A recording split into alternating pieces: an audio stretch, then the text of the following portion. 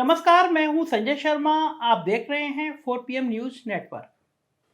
लोकसभा और राज्यसभा दोनों नहीं चली। भारतीय जनता पार्टी ने हंगामा कर दिया। सदन में मैं पहली बार देख रहा हूं कि जब शोर शराबा होता है तो वो विपक्ष करता है। सरकार की जिम्मेदारी होती है कि हाउस को शांत करे और चलने दे। मैंने सालों से लोकसभा, मुझे बहुत इंटरेस्ट आता है तो मैं लोकसभा राज्यसभा को लगातार देखता हूं कार्रवाई, क्योंकि बहुत योग्य लोग होते हैं। कुछ लोग योग्य होते हैं, कुछ तो अपराधी भी होते हैं, तो वो लोग अच्छा विश्लेषण करते हैं कभी कभी। तो मैंने देखा कि सदन को चलाने की जिम्मेदारी सरकार की होती है, लेकिन पहली बार मैंने देखा कि सरकार के लोग ही हंगामा कर रहे थे। और मैंने दर्जनों बार ये देखा कि ये नियम सा था, घोषित नियम सा था कि जो व्यक्ति सदन के बाहर कुछ बोलेगा उसकी सदन में चर्चा नहीं होगी। लालकृष्ण आडवाणी ने एक टाइम में क्या आग लगाने वाले बाहर भाषण दिए थे। तमाम नेताओं ने आग लगाने वाले भाषण दिए थे, लेकिन जब मुद्दा उठता था तो यह कह दिया जाता था कि यह सदन से बाहर का भाषण है। आज हंगामा यह था कि राहुल गांधी ने लंदन में जाकर भारत की बुराई कर दी।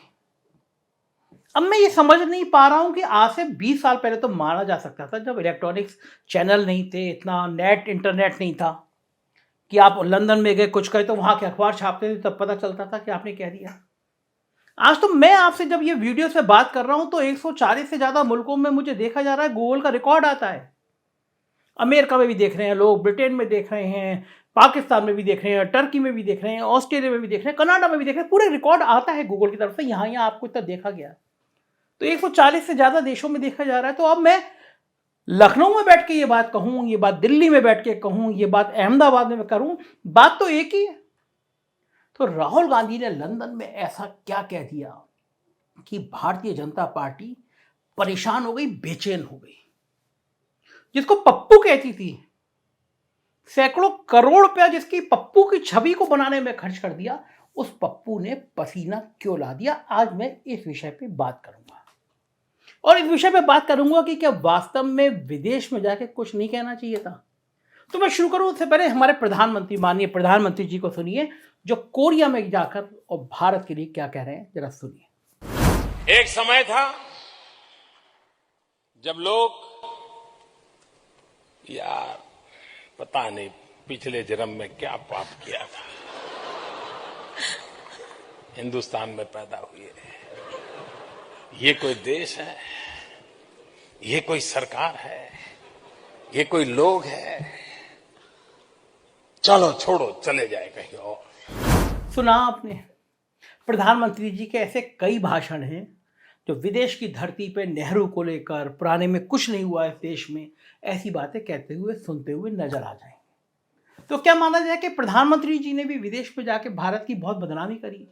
तो जो प्रज्ञा ठाकुर कह रही हैं कि राहुल गांधी को भारत से निकाल देना चाहिए, तो क्या वो कहेंगे कि प्रधानमंत्री जी ने भी कोरिया में जाके कहा कि भारत में पैदा होना बड़ी शर्म आती थी, तो प्रधानमंत्री जी को भी देश से निकाल देना चाहिए। मैं बात करूंगा कि राहुल गांधी का प्लान क्या है जिसने भारतीय जनता पार्टी को परेशान कर दिया है। दरअसल राहुल गांधी को लेकर भाजपा बहुत पशोपेश की स्थिति में नजर आ रही है, यानी तुम्ही से मोहब्बत और तुम्ही से लड़ाई वाली, यही हालात बनते जा रहे हैं।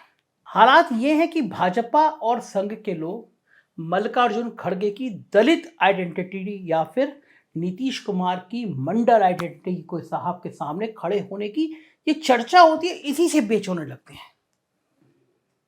ऐसे में राहुल गांधी पर हमलावर होकर बीजेपी क्या संदेश देना चाहती है, इस सवाल का जवाब ढूंढने से पहले यदि हम खड़गे साहब या नीतीश बाबू के चेहरे को सामने रखकर देखें, तुलना करें, तो राहुल गांधी से जुड़े सवालों के काफी करीब तक पहुंचा जा सकता है। इस पहेली का हल खोजा जा सकता है। पहले बात मल्लिकार्जुन खड़गे बनाम नरेंद्र मोदी की परिस्थितियों की। 2013 में नरेंद्र मोदी जब राष्ट्रीय फलक पर लाए गए तो उनको लेकर संघ ने एक बहुत बड़ी व्यूह रचना तैयार की। इस व्यूह रचना में एक तरफ हिंदुत्व था, जिसे सबसे पीछे रखा गया। हिंदुत्व के ठीक पहले एक तथाकथित गुजरात मॉडल को रखा गया। कहा गया कि विकास का ये मॉडल है और इसी मॉडल में देश चलेगा। एक ख्याल पुलाया गया, एक ख्याल बुना गया और हम सबके सामने पेश कर दिया गया। और इन दोनों के आगे नरेंद्र मोदी जी की पिछड़ा वर्ग की वंचित पहचान को फ्रंट पर लाया गया। लेकिन याद रखिए, ये लालू यादव या मुलायम सिंह यादव वाली पिछड़े वर्ग की पहचान नहीं थी, बल्कि इसमें हिंदुत्व की चाशनी को इस प्रकार लपेटा गया जिससे दलितों का बहुत बड़ा तबका भी जुड़ने लगा है। मोटे तौर पर कहें तो ये विश्वनाथ प्रताप सिंह वादी और अंबेडकरवादी पहचान की पॉलिटिक्स को एक तरफ रखते हुए दोनों वाली विचारधाराओं में सेंधमारी की गई। रही सही कसर प्रियंका गांधी और मणिशंकर अय्यर की बेवजह की बयानबाजी ने पूरी कर दी थी, माहौल बना दिया था। मोटे तौर पर मैं कहूं तो गैर जाटव दलितों की और गैर यादव पिछड़ी जातियों की पूरी जमात को मोदीवाद की परिभाषा में समाहित कर दिया गया था। लेकिन अब 9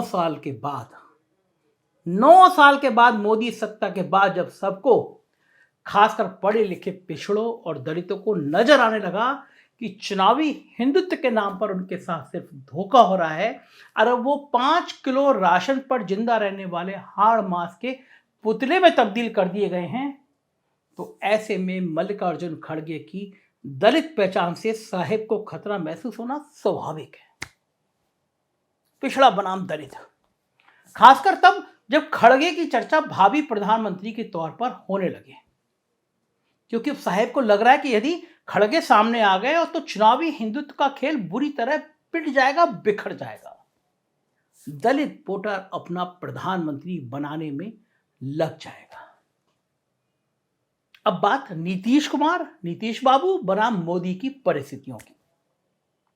मल्लिकार्जुन खड़गे के बाद साहेब को सबसे बड़ा डर, फिर कह रहा हूं मैं, सबसे बड़ा डर जिस नेता से लग रहा है वो नीतीश कुमार है। उनकी छवि बेहद साफ सुथरी है, कोई नाजायज संपत्ति नहीं, कोई भ्रष्टाचार का आरोप नहीं। खुद नीतीश कहते हैं कि जब कफन में पॉकेट नहीं होता तो फिर धन अर्जित करने के लिए गलत काम क्यों करना। अब ऐसे में वो सीबीआई और ईडी के रडार पर भी रहे हैं, बहुत ढूंढा गया लेकिन कुछ मिला नहीं। उनके बारे में मुलायम सिंह यादव भी अक्सर कहा करते थे कि मेरे इलाके मैनपुरी के लोग अगर सिर्फ ट्रेन देख पा रहे हैं तो सिर्फ और सिर्फ रेल मंत्री नीतीश कुमार की वजह से। नीतीश बाबू की पार्टी के राष्ट्रीय अध्यक्ष ललन सिंह लखनऊ पहुंचकर समाजवादी पार्टी के साथ गठबंधन का संकेत देते हुए भी दिखाई देने लगे हैं। और इन सब के बीच नीतीश कुमार जाति जनगणना की एक ऐसी बहस छेड़ चुके हैं कि यदि एक बार हो गई तो समझिए कि चुनावी हिंदुत्व अगले 100 साल के लिए खत्म। वो पिछड़ी जाति के भी हैं और यही साहेब के लिए सबसे बड़ा खतरा है।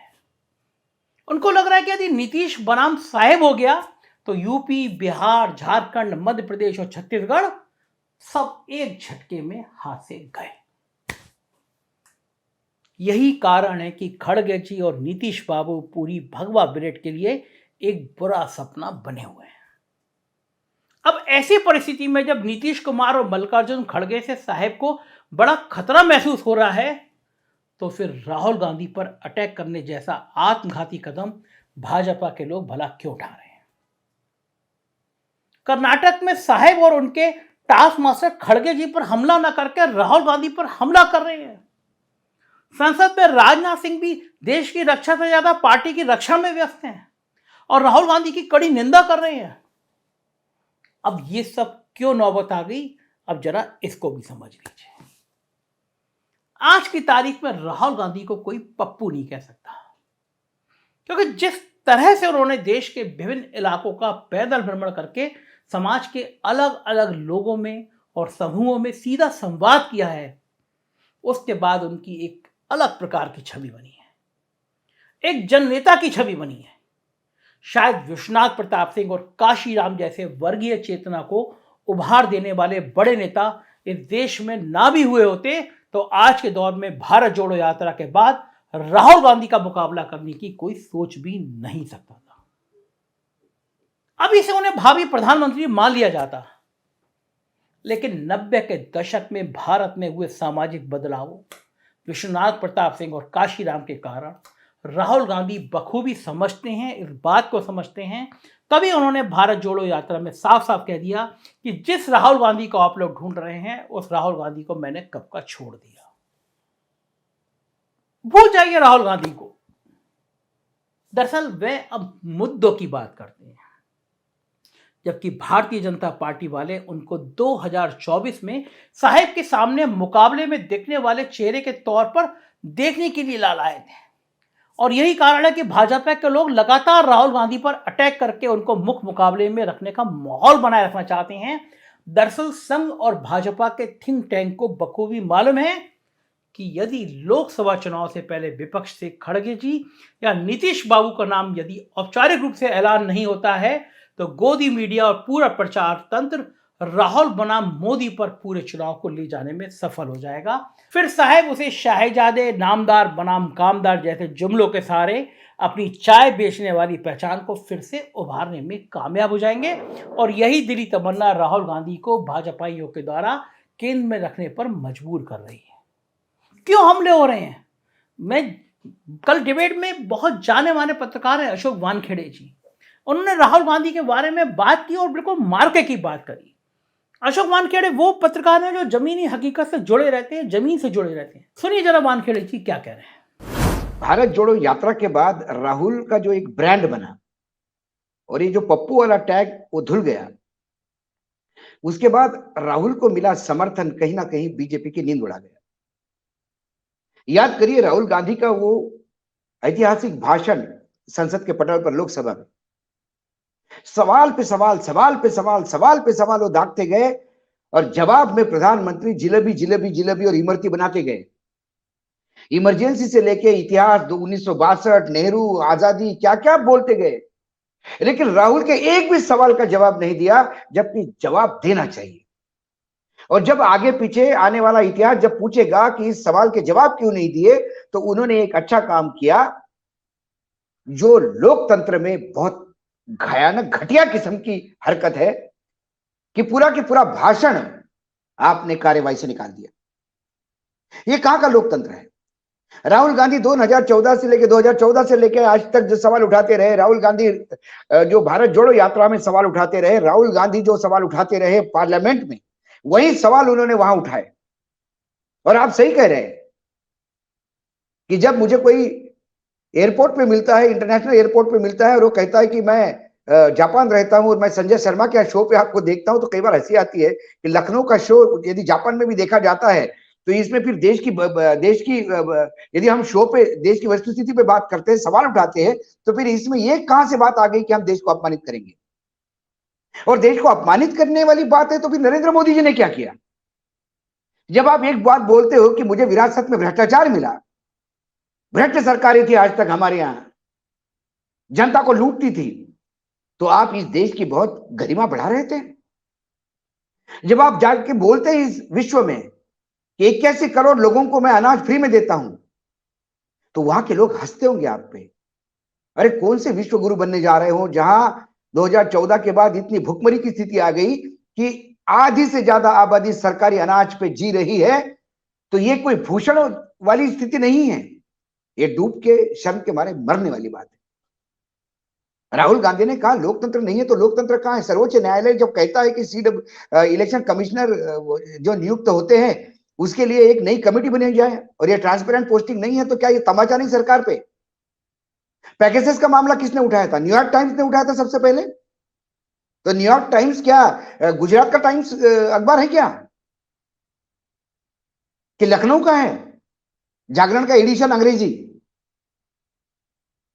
वो न्यूयॉर्क टाइम्स है। वॉशिंगटन पोस्ट न्यूयॉर्क टाइम्स में यदि खबरें छपती है और वो खबरें फिर भारत में यदि कुछ हंगामा करती है। देखिए 2 बैंक अमेरिका में डूब गई, परसों एक बैंक डूबी, आज एक बैंक डूबी, और हमारे यहां शेयर मार्केट ने 900 पॉइंट का गोता खाया। अब इसको क्या कहेंगे हम?